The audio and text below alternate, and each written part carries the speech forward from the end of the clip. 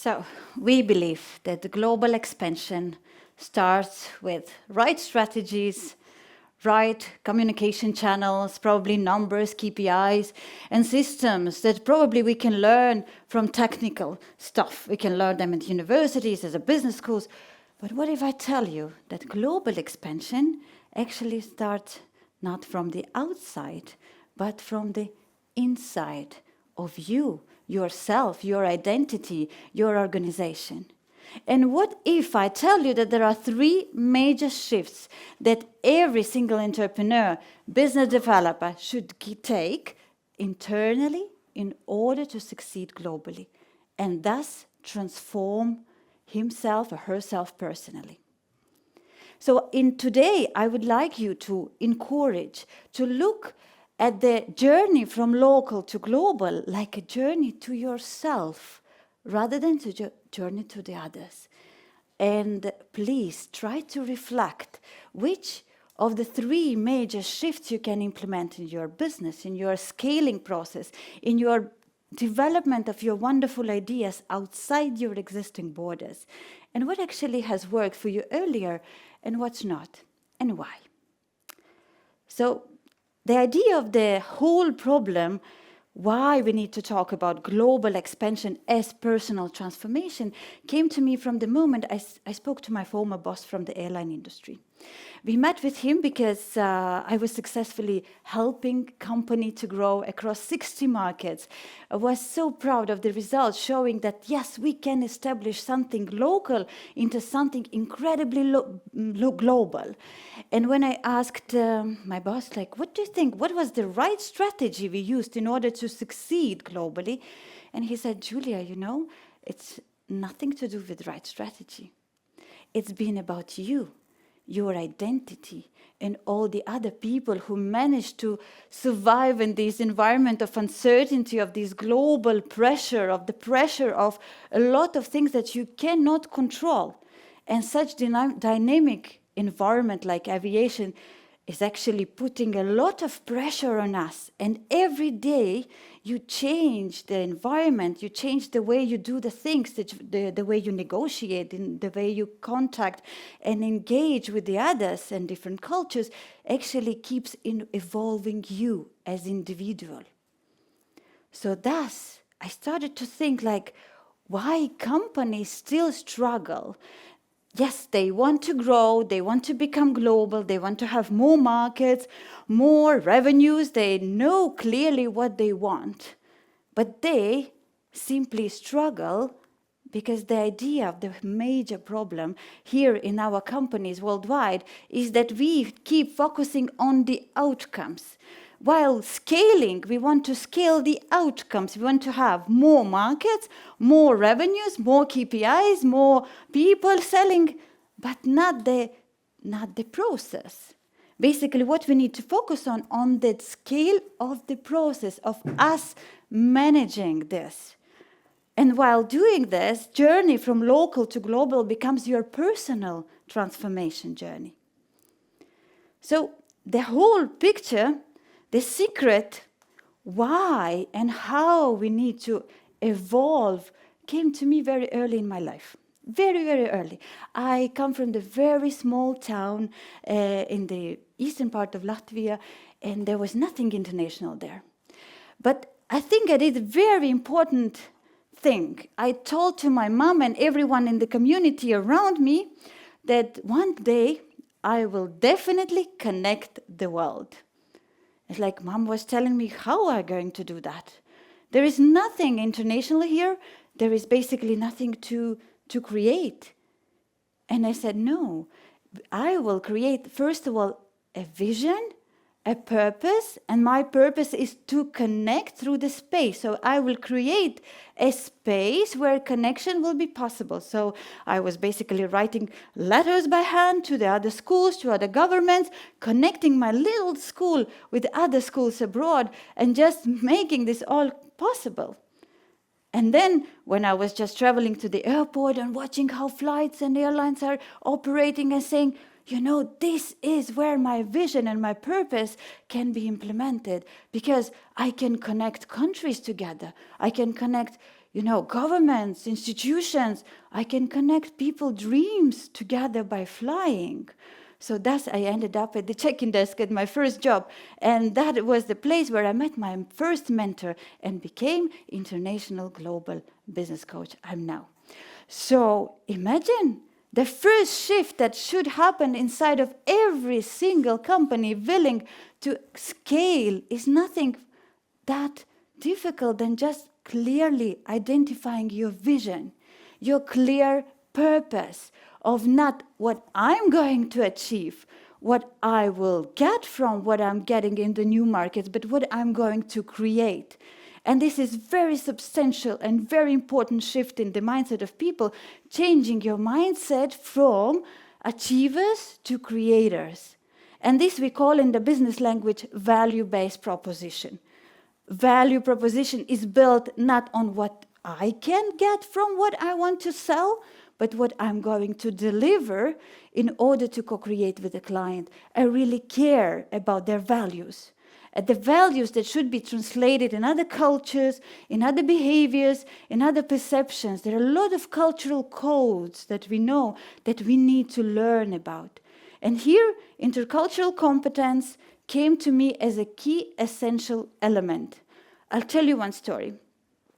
Once I came to the negotiation with some of a partner in Israel, and I was thinking that I'm purely best negotiator ever, because I've been doing a lot of negotiation in Scandinavia. I know how the structured way of negotiation works. So if I come to such market like Israel, there will be no problem at all to manage the way I really want.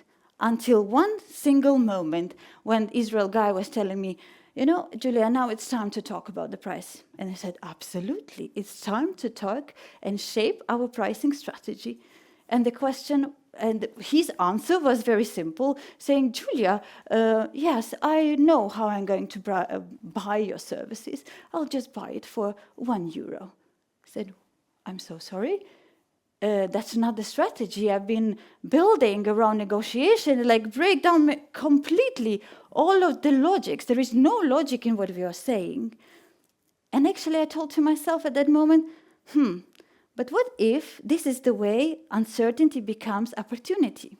What if things that I cannot control in this environment becomes a chance for me to build something much, much deeper? Actually, I can build trust, and I can enjoy the period of uncertainty as an opportunity. So that brought me to the second shift that every single entrepreneur and business owner should take, is to learn how to avoid the resistance towards uncertainty and enjoy uncertainty as an opportunity for growth, because that's possibly not a threat. That's a wonderful chance for you to create. And imagine if you start building your negotiation from that set, from the view how you can co-create for the client, enjoying together these matters of uncertainty. So once we talk about something we cannot control, like I was telling about my Israel guy, I could not predict anything except myself, my state of mind. So I started to mirror him. I slowed down the conversation. I said, I'll figure this out, how we can manage that deal. And that was the beginning of building very strong long-term partnership. So telling you that acceptance of uncertainty is something that will lead you to successful negotiation or business or idea creation in case if you start believing that control is just the illusion. There is nothing you can control in the environments where the pressure exists. Also, the psychologists, the behavioral psychologists telling us that the companies that still resist the uncertainty become less effective. They choose safety over the growth. They choose actually control over the opportunities and exploration. So they cannot explore more. They're just stuck in where they are. And that's the major problem of scaling, that people keep scaling themselves, their same version of themselves. But if they do these three major shifts from acceptance, from clear vision, and finally with ability to avoid any type of control, and thus shift their mode from control to trust and connection, they truly become human negotiators, human business developers, and they bring the value towards the others. They really care about the others rather than themselves only. And the control case was very vivid when I met a client, telco company that was super strong in local market, and their controlling power was basically their strength. They've been so strong about controlling every single detail. And imagine they're coming with this mindset to Spain or Italy or same Israel, what they can control. The only thing they control is themselves, right? And now, the moment of now. And that's why the major shift that happened to them, that every day by talking to them, we realized that we need to eliminate need of taking care of what they know, but start discovering what they don't know and how they can build trust, how they can build connection with the audience they're going to reach. Thus, global business, global expansion becomes something much more powerful than just a business. It becomes the human vision driven by your main purpose. Like me, at the very beginning of my career, saying, I will connect the world. So here I am. And let's just reflect. So remember, at the very beginning, I told you, what if we try to see the global business or expansion or your scaling as a shift of three major mindset opportunities. So first one, you build a clarity about your acceptance, how you can resist the acceptance and go into this environment with joy. And second, how you can build trust instead of control. And finally, how you can build this all based on your major vision. And let's be honest. Yes, go-to-market strategies can be built on the presentation, spreadsheets, and they have to be built. But human connection and human identity that you are scaling during global expansion cannot be written in any of the documents. So, and just believe that growth and expansion begins in this beautiful, messy, uncontrollable environment. The more you believe the process, the more you trust it, your power of acceptance will change the world. So I truly invite you to ask yourself a question before you start scaling anything in this world. Your project, your business, your idea. Ask yourself a question, what you are still trying to control. And what would you like to expand most? Your project or yourself? And thus, we can surely tell together that we can connect this world together. Thank you.